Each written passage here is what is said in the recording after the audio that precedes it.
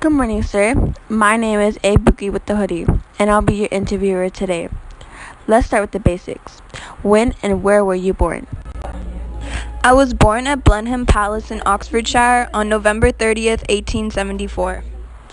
What was your childhood like?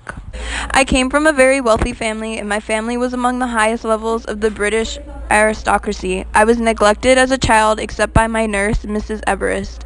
I never did well in school, and I often got in trouble. I started doing well in school when I enrolled into military college. You have a very long military history.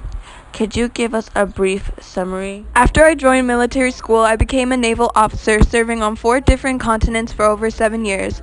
I then became a prisoner of war during the Boer War, but I escaped.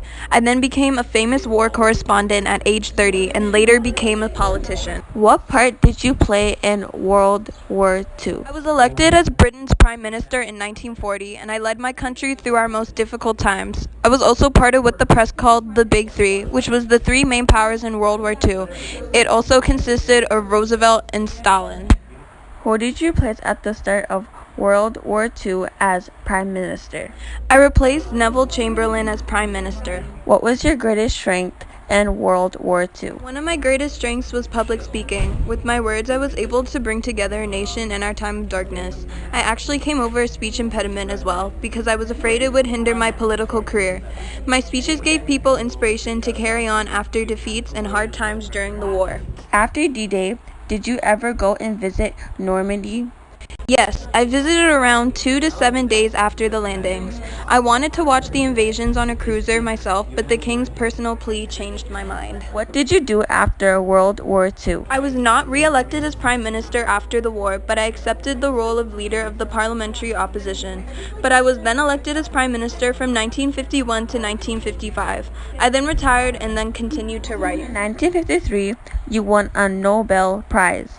And what field did you win in? I won the Nobel Prize for Literature. I wrote nonfiction literature like a biography of my father, a 4-volume history of World War I, and many more. What president named you an honorary citizen of the USA? John F. Kennedy named me an honorary U.S. citizen in 1963 by an act of Congress. What hobby did you enjoy in your later years? In my later years, I enjoyed painting and have painted over 550 paintings. For our final question, can you tell us about your family and how they've supported you through the years? My wife, Clementine Hosier, and I had 5 children in total: Randolph, Diana, Marigold, Mary, and Sarah. The love of my wife and children have been a great support to me throughout the years.